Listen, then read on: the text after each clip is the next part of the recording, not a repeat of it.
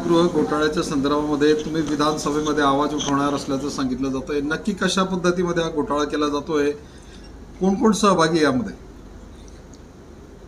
राजू शेट्टींनी या संदर्भामध्ये कारागृहाचे जे कैदी आहेत त्यांच्या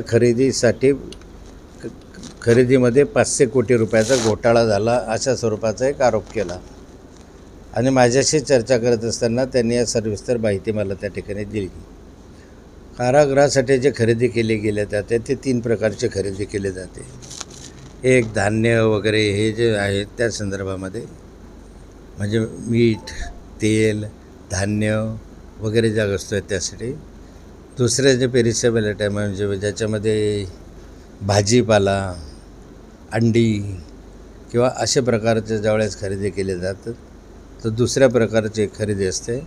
आणि तिसऱ्या प्रकारची जे खरेदी असते त्यामध्ये साबण, टूथपेस्ट वगैरे सारखे पदार्थ खरेदी केले जातात. एकंदरीत 3 प्रकारच्या खरेद्या केल्या जातात.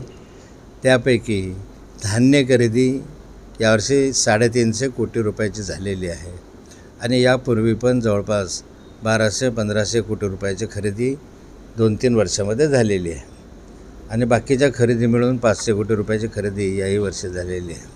आत्तापर्यंत केलेल्या खरेदीमध्ये जे निकृष्ट धान्य वगैरे दिलं जातं, निकृष्ट साहित्य दिलं जातं, तेल असेल, तूप असेल, धान्य असेल, यामध्ये फार मोठ्या प्रमाणावर निकृष्ट दर्जाच्या ह्या सगळ्या वस्तू देऊन एका बाजूला टेंडरमध्ये घोटाळे करायचे, टेंडरमध्ये मग वाढत्या किमतीनं टेंडर घ्यायचे आणि खाली निकृष्ट दर्जाचं असं धान्य पुरवायचं, ही मोडस ऑपरेंडी यांची राहिलेली आहे आणि यामध्ये मोठ्या प्रमाणावर घोटाळा झाला अशी तक्रार आहे. याबद्दलची माहिती मी घेतो आहे. माहिती मिळाल्यानंतर हा संपूर्ण प्रकरण जे आहे ते महाराष्ट्राच्या विधानसभेमध्ये सरकारकडे मांडणार आहे आणि याची चौकशी करावी अशी मी मागणी करणार आहे. या सगळ्यामध्ये एका जळगावमधल्या मंत्र्याचा समावेश असल्याचं तुम्ही म्हटलेलं आहे. कोण मंत्री आहे, कशा पद्धतीत समावेश आहे? राजू शेट्टी यांनी असा आरोप केलेला आहे की या ठिकाणी जळगावचा ठेकेदार आहे आणि जळगावच्या ठेकेदाराला आशीर्वाद जळगाव जिल्ह्यातील एका मंत्र्याचा आहे. आता मंत्र्या कोण आहे हे मला नाही सांगता येणार, कारण त्यांनी पण तसं नाव काही सांगितलं नाही. पण ज्या अर्थी जळगावचा ठेकेदार आहे तर सर्वसाधारणपणे या ठेकेदाराबरोबर कोण मंत्री असतात हे जनतेला माहिती आहे.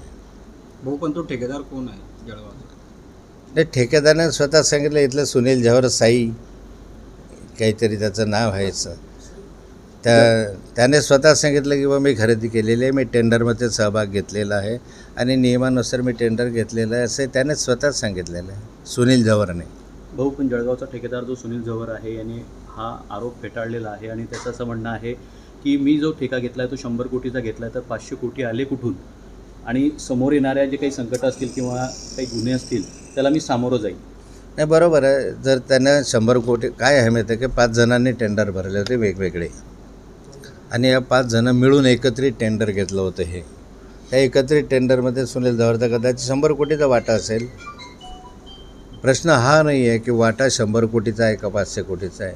धान्य निकृष्ट दर्जाचं पुरवलं गेलं ज्या ठेका घेतला हा प्रश्न आहे आणि त्याची चौकशी झाली पाहिजे. मी कैद्यांबरोबर मागणी घेतली. स्वतः माझा भाचा 7 वर्ष जेलमध्ये निर्दोष सुटला.